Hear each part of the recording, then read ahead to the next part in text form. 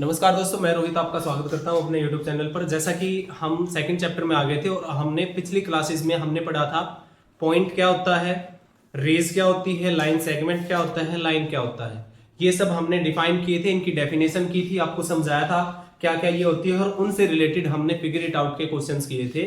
तो अब आगे चलते हैं। अगला जो हमारा टॉपिक है लाइन एंड एंगल्स चैप्टर का, वो हम देख लेते हैं। अगला टॉपिक है अपना एंगल्स। अपना अगला टॉपिक है एंगल्स। आइए एंगल्स को समझते हैं, एंगल होता क्या है। ठीक है, हमने रेज पढ़ी थी। रेज क्या होती हैं? जिसका एक स्टार्टिंग पॉइंट होता है और उसका कोई भी एंडिंग पॉइंट नहीं होता है। एक तरफ से स्टार्ट होके आगे वो लगातार चलती जाती है, वो फिनिश नहीं होती है। वो सब क्या होती हैं? रेज। अगर आप देख पाएंगे, ये आप फिगर देख पा रहे हैं, इसमें आप देखिए बी डी, क्या बी से स्टार्ट होके डी आगे तक जा रहा है, तो ये क्या है? एक रे बन गई ना। बी डी यहां से लेके यहां तक देखो, आगे एरो का निशान है, इस तरफ ये पॉइंट है, तो ये आपकी एक रे हो गई बी डी। ये इन्होंने इसका नाम लिखा हुआ है। ऐसे ही बी से एक और रे निकल रही है जिसका नाम लिखा गया है बीई।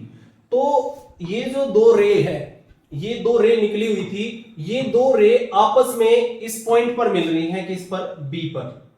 तो इस बी पॉइंट को जो कहा जाएगा वो वर्टेक्स ऑफ एंगल कहा जाएगा। देखो, दो रे आपस में जहां भी मिले तो वो आपस में ये इस तरीके से ऐसा एंगल बनाएंगी। क्या बनाएंगे? एंगल बनाएंगी। और जिस पॉइंट पर वे रे मिलती हैं उसको हम वर्टेक्स बोलेंगे। और जो वे रेज होती है ना, बीडी और बीई, जो दो रे हैं, इनको आर्म्स बोला जाएगा, arm of the angle. Because हमारी आर्म्स, ये दो हाथ होते हैं, ये यहां आके कहीं ना कहीं हमारी बॉडी में मिले हुए हैं, तो इसलिए ये दो हाथ है। तो ऐसे ही एंगल की वर्टेक्स पे एक पॉइंट पे जब दो रेज मिलती हैं तो वो एक एंगल का फॉर्मेशन करती हैं। और वे जो रेज होती हैं उनको हम आर्म्स ऑफ द एंगल बोलते हैं। और जिस पॉइंट पर वे रेज आके मिलेंगी पीछे, जो उनका स्टार्टिंग पॉइंट होगा, उस पॉइंट को वर्टेक्स ऑफ द एंगल बोला जाएगा। तो आप ये समझ गए हैं कि एंगल क्या होता है। चलिए देख लेते हैं इन्होंने क्या कहा। बी जो है, वेयर बी जो है इनका कॉमन स्टार्टिंग पॉइंट है। देखो ना, ये दो रे हैं, एक बीडी और बीई, दोनों कहां से स्टार्ट हो रही है? बी से स्टार्ट हो रही, तो दोनों का कॉमन स्टार्टिंग पॉइंट हो गया, जो कि हमारा क्या है? बी है। इसलिए जो कॉमन पॉइंट है उस बी को हम क्या बोलते हैं? वर्टेक्स बोलते हैं। और जो रेज है बीडी एंड बीई, मैंने अभी आपको बताया, इनको हम क्या कहेंगे? Arms of the angle. जो वो एंगल बना उस एंगल की आर्म से कहलाएंगी। How can we name this angle? फिर हम ये बात करते हैं इस एंगल का नाम क्या लिखा जाएगा। देखो बच्चों, एंगल किस पॉइंट पे बन रहा है? एंगल बन रहा है जहां पे ये देखना है हमें, एक आर्म से टच करके दूसरे आर्म्स को जहां मिला रहा है, ये वाला एंगल अभी मैंने बताया था। तो आपको जहां जिन दो आर्म्स पे टच कर रहा है वहां से शुरू करके उसका नाम, यहां ये इस पॉइंट पे मिल रहा है तो इस पॉइंट को आपको बीच में लिखना, देखना एक बार, और बाद में फिर इस रे की तरफ ये जा रही है। तो जब इस एंगल का नाम लिखा जाएगा तो या तो हम इसको एंगल बी बोल सकते हैं क्योंकि अकेला पॉइंट है, क्योंकि बी के ऊपर ये एंगल बना है ना, या फिर इसका नाम तीन लेटर से बनेगा। किसी भी एंगल का नाम या तो एक लेटर से का बना होगा, जहां पे एक लेटर नहीं समझ आएगा तो हमारा एक्चुअल जो नाम होता है किसी भी एंगल का वो तीन लेटर से बना होता है, क्योंकि वो एक रे, दो रे उसमें होती है और वो दोनों एक कॉमन पॉइंट पे, तो उन दो रेस पे तीन पॉइंट होते हैं, 1, 2 एंड 3। तो जब इस एंगल का अगर नाम लिखने की बात आएगी तो इस एंगल को बी, एक मिनट सॉरी, बी नहीं, इस एंगल को हम बोलेंगे D B E, angle D B E. ये बोला जाएगा कि भाई डी से स्टार्ट होके बी पर गया और फिर वापस ई तक आया है, तो ये जो पूरा एंगल का नाम लिखा जाएगा डी बी ई लिखा जाएगा। याद हमेशा रखना है, जिस पॉइंट के ऊपर वो एंगल बन रहा है वो पॉइंट का जो लेटर है वो हमेशा बीच में आएगा। इसको आप एंगल डी बी ई भी लिख सकते हैं, या इसको आप एंगल ई बी डी भी लिख सकते हैं। इससे कोई फर्क नहीं पड़ता कि आप इसको ऊपर से शुरू कर रहे हैं या नीचे से। फर्क इस बात से पड़ता है जिस पॉइंट के ऊपर वो एंगल बन रहा है, जो उनका कॉमन पॉइंट है, जो उनका वर्टेक्स है, वो हमेशा उसके नाम के बीच में आना चाहिए। ठीक है, अब ये बार बार एंगल लिखना ये ठीक नहीं है, तो इस एंगल को भी डिनोट किया जाता है। एक सिंबल होता है जो कि इस तरीके से थोड़ा तिरछा सा, ये एल टाइप का सिंबल होता है। ये सिंबल होता है एंगल का। जैसे हमने रेज का सिंबल देखा था, कोई भी रे ऊपर लगा हुआ, ये जो सिंबल है ये किसका है, रे का है। हमने दोनों टर्मिनेटिंग पॉइंट के साथ एक सिंबल देखा था, ये किसका था, लाइन सेगमेंट का था। हमने दोनों तरफ ये देखा था तो ये लाइन का सिंबल था। तो उसी तरीके से ये जो सिंबल होता है ये हमारा एंगल का सिंबल होता है। तो जब भी इस एंगल का नाम लिखना है, मान ले DBE, तो हम हमेशा इस तरीके का साइन इसके आगे लगा के रखेंगे, DBE। तो इसको हम जब पढ़ेंगे तो इसको ये पढ़ा जाएगा एंगल DBE। तो आई थिंक आपको समझ आ गया होगा किस तरीके से हमने इसका एंगल का नाम लिखना है। आगे देखिए, ये हमें एक्सप्लेन कर रहे हैं, वी सिंपली यूज वर्टेक्स से इट इज एंगल बी।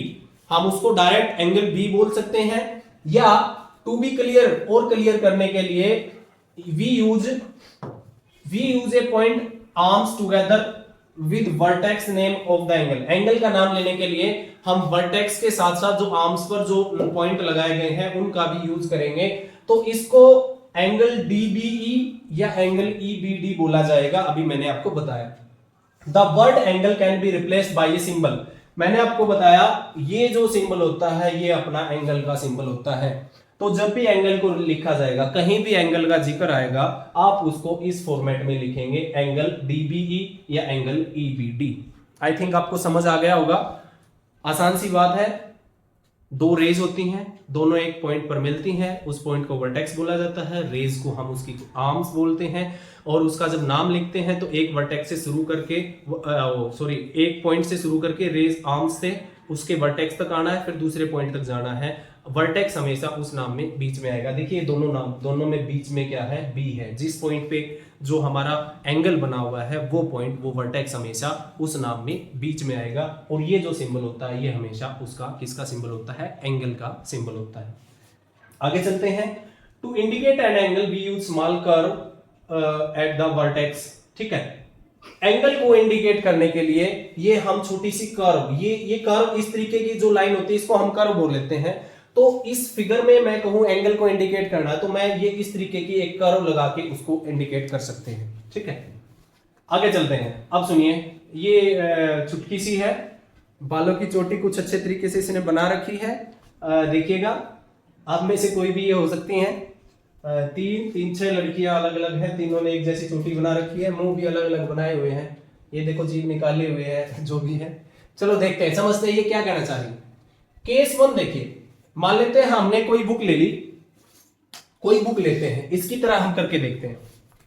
तो अगर हम इस बुक को ऐसे खोल के देखें तो हम मान सकते हैं एक रे ये हो गई इसकी, एक रे इसकी ये ऊपर की तरफ चली गई, हम मानने के लिए चलते हैं। और ये दोनों रे आके इस एक पॉइंट पर मिल रही हैं। ठीक है, तो ये जो पॉइंट होगा इसका वर्टेक्स कहलाएगा, ये एक आर्म इसकी ये कहलाएगी और एक आर्म इसकी ये कहलाएगी। तो हमने अभी देखा था जब इन दोनों आर्म्स के बीच में हम कर्व टाइप इस तरीके से बना देंगे तो वो कर्व जो होगी वो हमें एंगल को डिनोट करेगी। तो बात ये आई कि जब हमने इसको इतना सा खोला तो ये इतनी यहां से लेके यहां तक छोटी कर्व बनेगी, थोड़ा और ज्यादा खोलेंगे तो और बड़ी कर्व बन जाएगी, और ज्यादा खोलेंगे तो और बड़ी कर्व, और ज्यादा खोलेंगे तो यहां से लेके यहां तक और बड़ी कर्व बन जाएगी। ठीक है, तो इसका मतलब क्या हुआ कि एंगल फिक्स नहीं होता, इतना ही होता है। एंगल इतना भी हो सकता है, इतना भी हो सकता है, और बड़ा भी, कितना भी एंगल हो सकता है। मतलब क्या हुआ, जो दो आर्म उस एंगल की हैं, जो दो आर्म्स या जो हमारी दो रेस थी वो जितनी आपस में पास में हैं वो और दूर भी हो सकती हैं, और दूर भी हो सकती हैं, और दूर भी हो सकती हैं। तो इस तरीके से जितनी वे पास में होगी उतना छोटा उनका एंगल होगा, जितनी दूर जाती जाएगी उतना बड़ा उनका एंगल बनता चला जाएगा। तो आपको मैं इसमें इन्होंने यही बताया है। देखिए, पहले इसने इसको इतना सा खोला हुआ था, इतना खोला हुआ था, तो उसका एंगल ये कर्व यहां से यहां तक ये कर्व बन रहा था, छोटा कर्व है तो एंगल छोटा है। फिर उसने थोड़ा इसको बड़ा खोल दिया तो देखो यहां से लेके यहां तक एक कर्व बन गया, तो ये कर्व इससे बड़ा है तो ये एंगल इससे बड़ा होगा। जब उसने पूरा खोल दिया तो ये कर्व देखो यहां से लेके यहां तक पूरा कर्व बन गया, तो ये और उससे बड़ा एंगल बन गया। इसको और उसने पीछे की तरफ खोल दिया तो और बड़ा एंगल बनता चला गया, और खोल दिया तो और बन गया, और खोल दिया तो पूरा ये एंगल बन गया। तो आप समझ सकते हैं जितनी सी एंगल की आर्म्स खुलती जाएंगी उतना सा उस एंगल वो एंगल जो है बड़ा होता चला जाएगा। जितनी एंगल की आर्म्स कम होती आ जाएंगी उतना वो जो एंगल है छोटा होता आ जाएगा। आई थिंक आपको समझ आ गया होगा ये चुटकी जो है आपको क्या बता रही है। अब आगे चलते हैं, क्या कह रहे हैं, do you see angles being made each these cases. हमने देखा इसमें क्या क्या एंगल बन रहे हैं। Can you mark their arms and vertex, क्या आप इनकी आर्म्स और वर्टेक्स को मार्क कर सकते हैं? जी हाँ, हम अगर इसकी बात करते हैं जी, अगर मैं इसकी बात करूं यहां से, ये वाला जो है इसका वर्टेक्स बन गया, वो सॉरी आर्म्स बन गई एक, ये दो जो है इसकी आर्म्स हो गई है, और ये वाला जो पॉइंट जहां पे ये दोनों मिल रहे हैं ये इसकी जो है वर्टेक्स इसका बन जाएगा।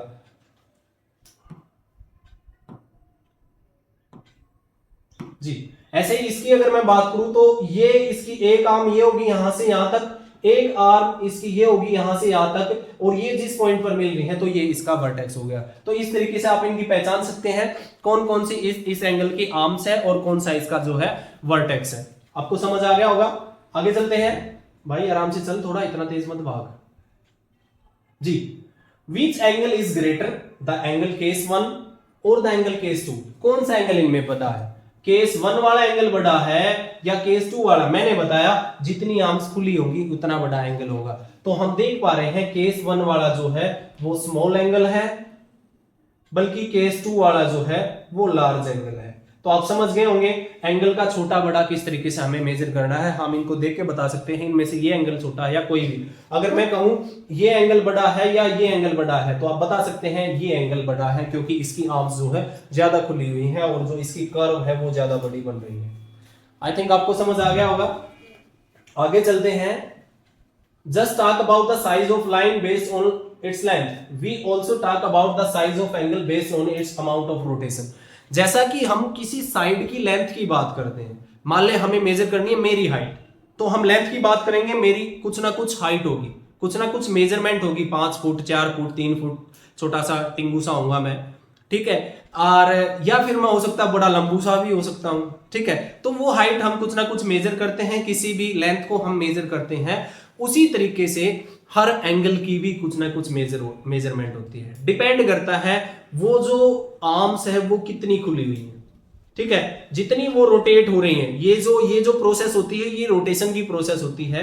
तो जितनी आर्म्स रोटेट होती जाएगी उतना ही उसका साइज जो है बढ़ता जाएगा या घटता जाएगा। तो जिस तरीके से हम किसी लेंथ को, किसी ब्रेड्थ को या किसी साइड को मापते हैं, उसी तरीके से हम एंगल्स को भी मापते हैं। एंगल्स का भी कुछ ना कुछ क्या होता है, मेजरमेंट होता है। The angle in case 2 is greater then in case 1, ठीक है, केस 2 से बड़ा होगा। केस 1 में जो एंगल होगा वो अभी हमने देखा केस 2 से बड़ा होगा। The angle in case 2 is greater than this case, C needs to rotate cover more, वो उसको और ज्यादा रोटेट कर देगी। तो एंगल जो केस 3 है वो और बड़ा होता जाएगा, केस 2 से केस 3 बड़ा होगा, because even more rotation case 4 case 5 case 6 successively larger more and more rotation. क्या किया इसने, पहले इसने थोड़ा सा खोला, फिर और बड़ा खोला, फिर और बड़ा खोला, फिर और बड़ा खोला। तो वो जो उसका एंगल था वो पहले छोटा था, फिर बड़ा हुआ, फिर बड़ा हुआ। तो इस तरीके से वो एंगल बड़ा बड़ा बड़ा ग्रेटर ग्रेटर होता चला गया है। आई थिंक आपको समझ आ गया होगा। अब चलते हैं इससे आगे, इसकी बात करते हैं क्या ये कहना चाह रहे हैं जी। The size of an angle is amount of rotation or turn that needed about the vertex to move first ray second। मतलब क्या हुआ, मैं आपको बोर्ड पे अगर बताऊं तो, अगर मैं बात करता हूं, मैंने एक रे बना ली, एक रे मैंने बना ली जो कि जिसका स्टार्टिंग पॉइंट ये था, ठीक है, और ये रे यहां पे एक दूसरी रे है जिसका उसका भी स्टार्टिंग पॉइंट ये था। इन दोनों के बीच अगर एंगल की बात करें तो ये एंगल इन दोनों के बीच बना हुआ था। अब ये कह रहे हैं इस वर्टेक्स के चारों तरफ एक रे की रोटेशन, जबकि एक रे को हमने क्या कर दिया, फिक्स कर दिया यहीं पे, इस नीचे वाली रो को फिक्स कर देते हैं रे को। जब दूसरी रे को हम ऊपर से ऐसे घुमाते लेके जाएंगे, ऐसे घुमाते लेते जाएंगे, तो वो जो है एंगल की फॉर्मेशन होती चली जाएगी। ये रे यहाँ पे है, थोड़ी देर इसको ऊपर घुमा के, अगर मैं बात करूं इस रे को मैं ऊपर घुमा के थोड़ा यहां लेके जाऊं तो ये दूसरा एंगल बन गया यहां से यहां तक।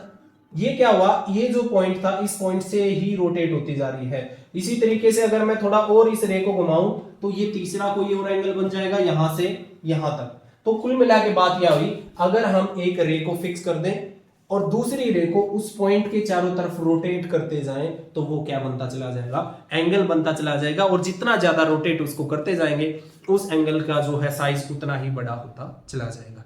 समझ आ गई होगी बात। आगे देखते हैं। ये इन्होंने वही कहा है, रे पहले दोनों रे मान लें यहां पे एक साथ मिली हुई थी, इन्होंने एक रे को फिक्स किया, दूसरी रे को यहां ले आए हैं, फाइनल पोजीशन ऑफ रे, वर्टेक्स के अलोंग उसको रोटेट कर रहे हैं। तो जो ये अमाउंट है ऑफ साइज ऑफ एंगल, ये जितना इसको रोटेट, जितना इसको टर्न किया गया, इसको टर्न किया गया यहां से लेके यहां तक, तो ये यही जो है हमारा एंगल को डिसाइड करेगा कितना बड़ा एंगल है। आगे चलते हैं। Let's see some other example. कुछ कॉमन एग्जांपल जो हम देखने को मिल सकते हैं, अभी हमने कॉपी से डिस्कस किया है, किताब से डिस्कस किया किस तरीके से। आप देखेंगे इस तरीके का, आपने कंपास देखा होगा, कंपास की इन दो रे को हम आर्म्स ऑफ एंगल मान सकते हैं, इसको हम वर्टेक्स मान सकते हैं।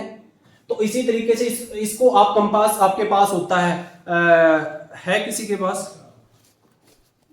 चलो ठीक है, मैं आपको बता देता हूं। कंपास जो आपके पास होता है, वो कंपास आप जितना खोलते जाएंगे उतना बड़ा उसका एंगल होता चला जाएगा। समझ गए बात? मैं आपको दिखाता हूं एक बार। जैसे इस कंपास की बात करते हैं, पहले दोनों रे एक साथ फिक्स है, बट ये इसका वर्टेक्स मान सकते हैं, एक इसकी रे इसको मान सकते हैं, एक इसकी रे इसको मान सकते हैं। तो इस वर्टेक्स को फिक्स करके इस ऊपर वाली रे को जितना ऊपर की तरफ लेते जाएंगे, जितना ऊपर रोटेट करते जाएंगे इस वर्टेक्स के, ये उतना ही एंगल इसका इंक्रीज होता चला जाएगा। ये कम एंगल है, इसको थोड़ा और रोटेट किया और बड़ा एंगल हो गया, और रोटेट करेंगे तो और बड़ा, इस तरीके से एंगल रोटेट होता चला जाएगा। तो ये ऐसे ही आपने सीजर देखी होगी, सीजर्स जो होती है उसका जो ये पॉइंट होता है, हम इसको वर्टेक्स मान सकते हैं, और इसकी दो आर्म्स जो है इसको हम दो आर्म्स मान सकते हैं किसकी, एंगल की। तो जो इनके बीच में ये जो गैप है ये क्या शो करेगा, हमारे एंगल को शो करेगा। आई थिंक आपको ये सब एग्जांपल समझ आ गए होंगे। आगे चलते हैं जी। ऐसे ही ये कुछ एग्जांपल्स आपको दे रखे हैं, कुछ एग्जांपल दे रखे हैं, इनमें आप देख सकते हैं। Look at the picture, spectacles, wallet and common things है। मान लें इस स्पेक्टिकल्स की बात करते हैं, एक रे इसको मान सकते हैं, एक रे इसको इधर मान सकते हैं, तो यहां पे कुछ ना कुछ एंगल बनेगा। सिमिलरली दूसरे पे एक रे इसको मान सकते हैं, एक रे इसको मान सकते हैं, ये इसका वर्टेक्स माना जाएगा तो एक एंगल यहां पे बनेगा। सिमिलरली इस पर्स के इस एरिया को हम वर्टेक्स मान के एक रे ये हो जाएगी और एक ये रे हो जाएगी, तो इसमें कुछ ना कुछ ये एंगल बना होगा। ये जो स्टेपलर आपने देखी होगी, इसमें एक इसके पार्ट को हम एक रे मान सकते हैं, दूसरे पार्ट को दूसरी आर्म मान सकते हैं, इस पॉइंट को हम क्या मानेंगे, वर्टेक्स मानेंगे, तो ये इसका एक एंगल बन जाएगा। तो इसी तरीके से आप कॉमन लाइफ में भी बहुत सारे एग्जांपल्स ऐसे देख सकते हैं जो हमारे एंगल्स को बना रहे हैं। समझ आ गया होगा? आगे चलते हैं। Do you see how these angles form turning one arm with another. ये एंगल कैसे बनते हैं ये हमने सब सीख ही लिया। कैसे बनते हैं, क्यों बनते हैं? रोटेशन की वजह से। जब एक आर्म को फिक्स करते हैं, दूसरी आर्म्स को रोटेट करते जाते हैं, तो वो क्या बनते चले जाते हैं, एंगल्स बनते चले जाते हैं। आई थिंक ये टॉपिक एंगल वाला आपको क्लियर हो गया है। एंगल क्या होता है, कैसे बनता है, एंगल का नाम कैसे लिखा जाता है, और एंगल का साइन क्या होता है। ठीक है, आगे चलते हैं। इससे आगे फिगर इट आउट के कुछ क्वेश्चंस हैं जी। तो चलिए हम शुरू करते हैं फिगर इट आउट क्वेश्चंस के। तो फर्स्ट क्वेश्चन पढ़िए, आपको क्या दिया हुआ है। Can you find the angles in given pictures, draw the rays forming any one of the angle and name the vertex of the angle. आपको ये जो पिक्चर दे रखी है, क्या इसमें कोई एंगल दिख रहा है? तो आपको कोई लाइन ड्रॉ करनी है और उस एंगल का नाम लिखना है। तो जैसे इसमें तो ऑलरेडी आपको एंगल बना के दे रखे हैं। मान ले इसमें अगर हम देखें तो एक रे ये आ रही है, एक रे ये जा रही है, तो ये यहां पे ये एंगल बन गया। तो अभी हमने नाम लिखना आपको सिखाया था। ये इसका वर्टेक्स क्या है, डी वर्टेक्स है। तो अगर इस एंगल का हमने नाम लिखना है, तो हम सबसे पहले तो उस एंगल का सिंबल बनाएंगे जो कि ये होता है।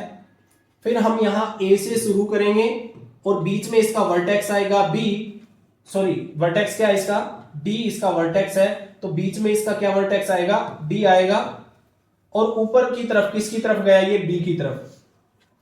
तो ये जो एंगल बन गया ये वाला, यहां से यहां तक, इस एंगल का नाम हो गया ए डी बी। या फिर इसी एंगल का आप दूसरे तरीके से ऊपर की तरफ से भी नाम लिख सकते हो। इसी एंगल का नाम आप बी डी ए बी लिख सकते हैं कि भाई बी से शुरू होकर डी तक गया है और फिर वापस ए तक आ गया है। समझ आ गया। इसी तरीके से जब आप बात करेंगे इस दूसरे एंगल की, आप एंगल तो ये भी बन रहा है यहां से यहां तक, तो इस एंगल का ये यहां से यहां तक की बात करें तो इस एंगल का अगर नाम हमें लिखना पड़े तो हम क्या लिखेंगे, इसके लिए भी वर्टेक्स डी है, ये बी से स्टार्ट होके डी से होता हुआ सी तक जा रहा है, तो इस एंगल का नाम लिखा जाएगा एंगल बी डी सी। या फिर इसी एंगल का नाम दूसरे तरीके से लिखना चाहे तो एंगल सी डी डी लिखा जाएगा।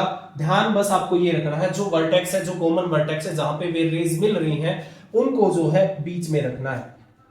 इसके बाद ये दो एंगल बनने के बाद इसमें आप देख पाएंगे ये पूरा एंगल यहां से यहां तक का पूरा एंगल भी तो बन रहा है। अगर बीच वाली ना होती रहे तो पूरा एंगल का अगर नाम लिखना चाहूं मैं यहां से यहां तक का, तो इसका अगर मैं इसका कलर चेंज करके आपको बताऊं, देखो ये एंगल यहां से जाता हुआ यहां तक जा रहा है, एक रे ये है डीसी, एक रे ये है डीए, दोनों किस पे मिल रही है, डी पे, तो एक एंगल ये भी तो हो गया। तो जब इस बड़े एंगल का नाम लिखेंगे तो क्या नाम आएगा इस बड़े एंगल का, तो इस बड़े एंगल का सेम उसी तरीके से एंगल ए डी सी, बीच में वही वर्टेक्स लिया जो इनका कॉमन पॉइंट था। सिमिलरली दूसरे तरीके से इसी का नाम लिखेंगे तो इसको हम सी डी ए बी लिख सकते हैं। तो आपको इस क्वेश्चन में आपको इन एंगल्स के नाम लिख के दिखाने थे जो कि आपने लिख दिए हैं, ठीक है। इसके बाद इन्होंने कहा है और भी जो फिगर दिख रही हैं आप अपनी तरफ से उनके एंगल्स ड्रॉ करेंगे पेंसिल से या पेन से, तो आप इसको अपनी तरफ से एक लाइन ये हो रही है, एक इस तरफ आ रही है, हाँ या ना, मान सकते हैं ना इनको रे, और ये इस कॉमन पॉइंट पे मिल रही है, तो एक एंगल आप ये बना सकते हैं यहाँ पे। तो कोई भी आपको अपनी तरफ से इनके नाम दे सकते हैं, मैंने दे दिया ए, यहाँ पे बी दे दिया, यहाँ पे सी दे दिया, तो इस एंगल का नाम क्या बन गया, एंगल ए बी सी, क्योंकि बीच में बी था। कहीं भी आपको यहां भी एक एंगल दिख रहा होगा, यहां से जाता हुआ यहां तक एक एंगल दिख रहा है, तो इसका मान ले अगर मैं इसको दूसरे कलर से आपको दिखाऊं तो ये एंगल देखिए यहां से लेके यहां तक जा रहा है, तो हम इसको एक रे इसको मान लेते हैं, एक रे इसको मान लेते हैं, इसको कॉमन वर्टेक्स इसका मान लेते हैं, कुछ और नाम इसका दे सकते हैं हम, पी यहां लिख देंगे, क्यू यहां पे, आर यहां पे लिख देंगे, तो इसका नाम क्या बन गया, angle P P Q R इसका नाम बन गया। दूसरे तरीके से अगर देखें तो ये जो एंगल बन रहा है इसको हम एंगल आर क्यू पी भी लिख सकते हैं। आई थिंक आपको समझ आ गया होगा किस तरीके से आप एंगल को फाइंड करेंगे।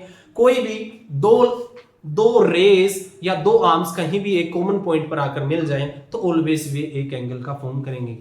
इसमें बहुत सारी लाइन है, किसी भी लाइन को आप एंगल बना सकते हैं, यहां भी बहुत सारे एंगल बन रहे हैं, तो आपको अपनी तरफ से हर उसमें दो तीन एंगल फाइंड करने हैं और अपनी तरफ से नाम देने हैं। हो जाएगा, आई थिंक आप कर लेंगे इनको। आगे इसमें देखिए जी, इसमें देखिए आप, इसमें क्या दे रखा है, एक एंगल ये सीधा सा साफ सा बन रहा है यहां से यहां तक, इसको आप अपनी तरफ से नाम दे सकते हैं कुछ भी, एम यहां पे ओ रख देते हैं, यहां पे एन लिख देते हैं, तो ये जो एंगल बनेगा इस एंगल का नाम लिख सकते हैं हम एंगल एम ओ एन, या हम इसको दे सकते हैं एंगल एन ओ एम। तो इस तरीके से आप इन सभी क्वेश्चंस को कर सकते हैं। आपको पता लग गया, दो रेज जहां भी मिलेगी किसी वर्टेक्स पे मिलेगी वो कोई ना कोई एंगल फॉर्म करेगा और उस एंगल का नाम इस तरीके से लिखा जाएगा, एक रे से शुरू होकर बीच में वो वर्टेक्स लेके फिर दूसरी रे तक जाएगा। तो आप इसका भी अपनी तरफ से कोई भी नाम लिख लेंगे, ठीक है। तो आगे चलते हैं। क्वेश्चन नंबर सेकंड आपको क्या कह रहा है, draw and label an angle with arms S T and S R. आपको लेबल करने का मतलब, मैंने कल पिछली क्लास में भी आपको बताया था, लेबल करने का मतलब होता है आपने कुछ ड्रॉ किया, उसमें उसके पॉइंट्स या नाम लिख के बताना, कहां पे क्या चीज है वो लिख के बताना, वो उसका लेबल करना होता है, ठीक है। तो आपको एक एंगल बनाना है, ड्रॉ करना है जिसमें दो आर्म्स हो, एक आर्म एस टी हो और एक आर्म हो एस आर, और आपको पता है जो आर्म एंगल की होती हैं वे आर्म्स हमेशा रेज होती हैं, क्या होती हैं, रेज। तो हमें कहा गया एक तो एस टी रे होनी चाहिए और एक होनी चाहिए एस आर, तो ऐसा हमने बनाना है एंगल और उसको लेबल करना है। तो एंगल के लिए हमें पता है एक रे इस तरीके से आएगी, दूसरी रे कहीं भी आप लेके जा सकते हैं, मैंने ये बना दिया, ये एक एंगल हो गया, इसको लेबल करना है, इसका नाम लिखना है। तो हम यहां पे देखो दोनों में कॉमन क्या है, दोनों रेज में कॉमन कौन सा पॉइंट है, एस पॉइंट कॉमन है, तो इसका मतलब ये दोनों रेज जिस वर्टेक्स पे मिल रही है उस वर्टेक्स का नाम क्या होगा, एस होगा, एक तरफ आप टी लिख सकते हैं और एक तरफ आप आर लिख सकते हैं। तो आप देख पाएंगे एक रे एस टी होगी और एक रे एस आर हो गई हैं, तो जो ये दोनों इस एंगल की आर्म्स हो गई हैं और ये दोनों एस पर मिल रही हैं, तो ये जो एंगल बन गया, ये हमने इसको लेबल कर दिया। इस तरीके से आपको एंगल ड्रॉ कर लेना है और आपने इस एंगल का नाम भी लिख के दिखाना है। तो इस एंगल का नाम हम लिख सकते हैं T S R, angle T S R, या एंगल आर एस टी इसका लिखा जा सकता है। बहुत इजी सा कंसेप्ट था, एंगल्स आपको समझ आ गया होगा। तो आज की वीडियो में बस इतना ही, मिलते हैं नेक्स्ट वीडियो में, तब तक के लिए जय हिंद जय भारत।